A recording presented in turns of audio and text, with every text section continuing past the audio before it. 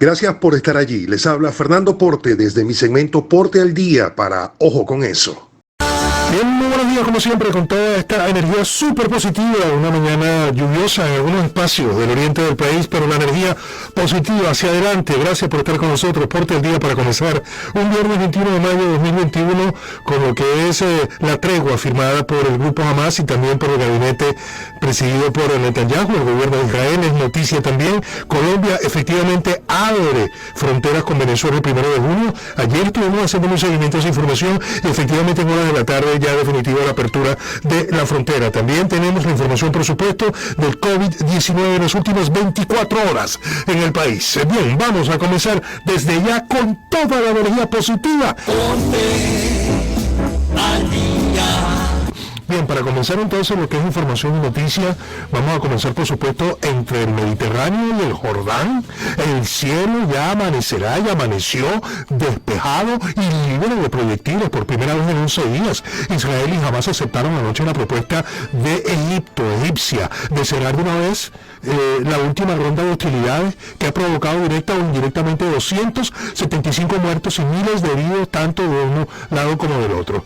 Sin esperar a una quinta llamada premiante de Joe Biden, el primer ministro israelí en funciones, Benjamin Netanyahu, había convocado por la tarde a su gabinete de emergencia, que estuvieron de acuerdo luego de ciertos planteamientos en aceptar una tregua. Poco antes, el mismo Joe Biden había telefonado por primera vez desde que ocupa la Casa Blanca al presidente egipcio Abdul Fattah y lo llamó vía telefónica. No lo había hecho desde que estaba entonces como presidente recién electo Biden. La decisión de Israel, luego de la discusión o los planteamientos que hubo en el gabinete, como lo vimos en titulares, presidido por supuesto por el ministro Netanyahu, la decisión de Israel de aceptar la tregua a última hora de ayer hace saltar a los titulares todo esto, y por supuesto la actuación de la Asamblea General Extraordinaria de las Naciones Unidas, y lo que ha generado un impacto que está en titulares en casi toda la prensa del hemisferio en primera plana.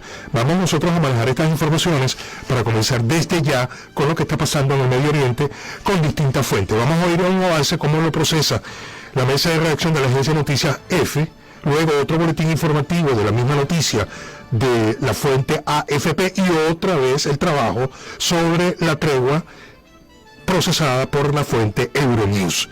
Conoceremos entonces. Luego vamos a ir a Washington, cómo procesa la información también la Voz de América, y luego vamos a retomar lo que está pasando en Venezuela con las cifras del COVID-19. Zulia, primer lugar, 323, Yaracuy con segundo lugar, o en segundo lugar con 142, y Miranda con 114 nuevos contagios. Un total de 1.211 nuevos contagios en las últimas 24 horas en el país. Nueva Esparta, 4 nuevos contagios. Anzoátegui, 64 nuevos contagios. Sucre, 40 nuevos contagios. Por supuesto, la situación también planteada por el Consejo Nacional Electoral.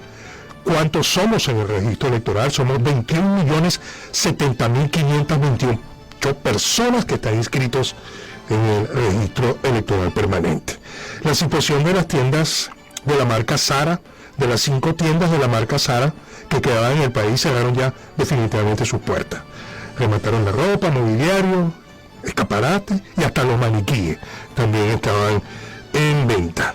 Todas estas informaciones para comenzar desde ya con toda la energía positiva. Vamos con el avance informativo de la situación del Medio Oriente.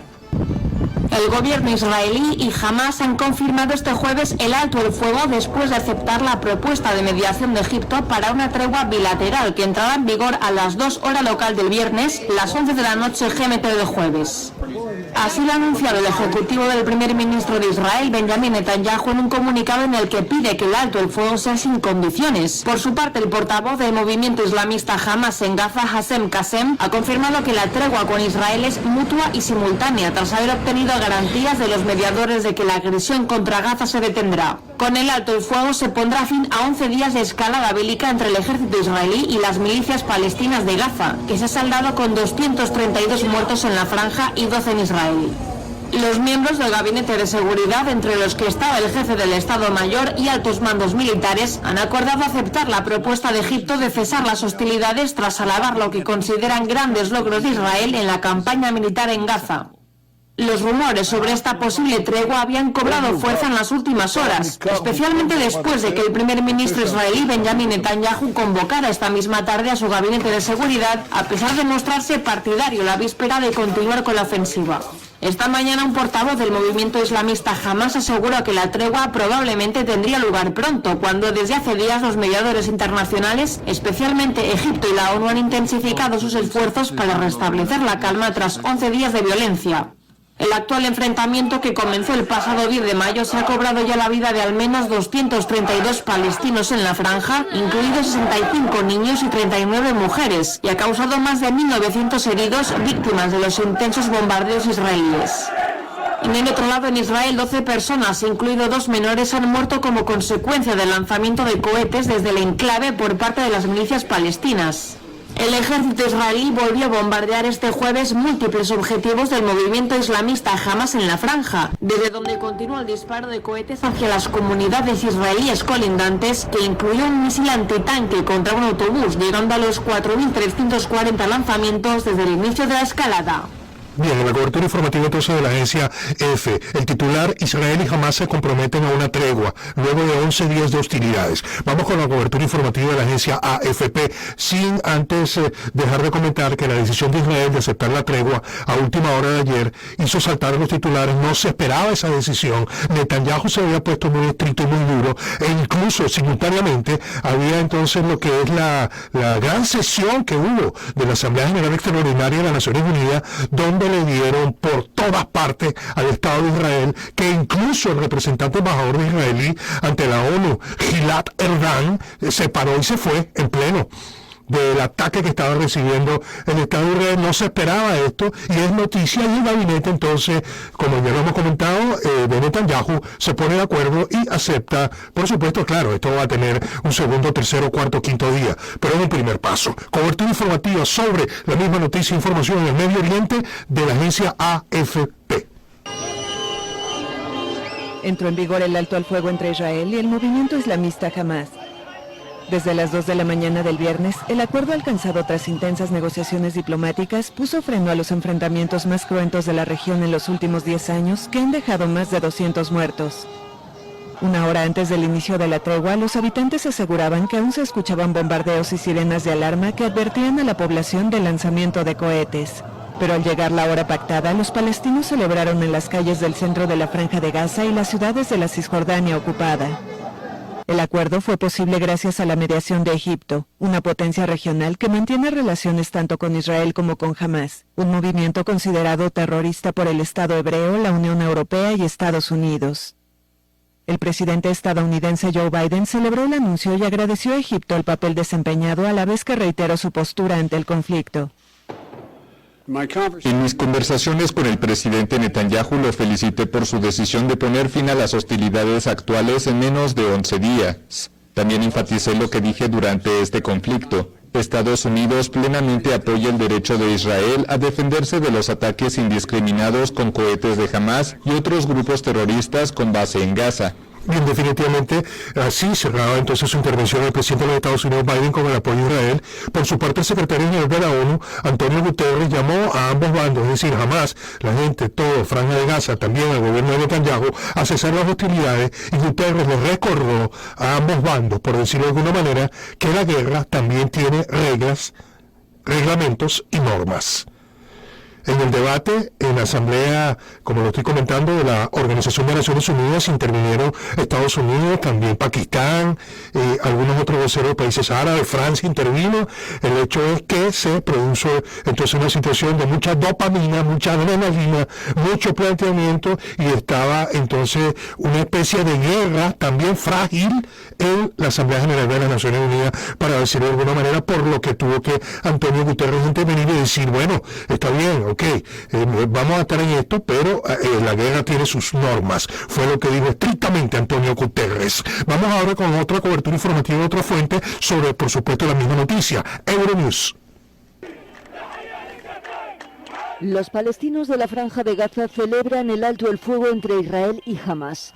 La tregua entraba en vigor a las 2 de la mañana hora local, poniendo fin a 11 días de conflicto. 230 palestinos han muerto, 65 de ellos menores, y más de 1.700 han resultado heridos. Del lado israelí son 12 los fallecidos, 2 de ellos menores, y 150 los heridos. El presidente Joe Biden mostraba su satisfacción. Creo que los palestinos y los israelíes merecen vivir de forma segura y disfrutar de las mismas medidas de libertad, prosperidad y democracia. Mi administración seguirá con nuestra diplomacia silenciosa e implacable hacia ese fin. Creo que tenemos una oportunidad de progresar y yo estoy comprometido a trabajar para ello. El secretario general de la ONU saludaba la tregua e instaba a las partes a comenzar un serio diálogo sobre la raíz del conflicto. Doy la bienvenida al alto el fuego entre Gaza e Israel después de... Bien, esta es parte de la cobertura informativa de Euronews. Tenemos que seguir avanzando en el ferrocarril de la información, pero se está moviendo también el negocio de las armas. Ahora la Cámara de Representantes y el Senado en los Estados Unidos, allí ya han planteado, por ejemplo, Bernie Sanders, el senador, a favor de condicionar la venta de armamentos en Israel. Entonces ahora viene un reacomodo también del mercado de la guerra. Por eso es que lo de la guerra también se mueve con dólares, independientemente del dolor de los pueblos. Repito, esta es la información, la leo textualmente. La cúpula de hierro ha salvado vidas israelíes, pero también se está condicionando la venta de armamento de guerra a Israel desde el Congreso de los Estados Unidos. Esa es la democracia norteamericana. Ahí viene Don Biden apoyando por supuesto al Estado de Israel e inmediatamente, simultáneamente en el Congreso, estaban votando en contra del Estado de Israel y cuestionándolo. Bueno, esto es lo que está pasando. Son las distintas versiones de un mismo problema. El ser humano. La cifra de la totalidad de personas ya en el registro electoral, 21.070.528 personas, es decir, posibles electores. Toda esta información, fíjense cómo va la dinámica de la historia política de Venezuela. La dinámica de la historia es aceleradísima.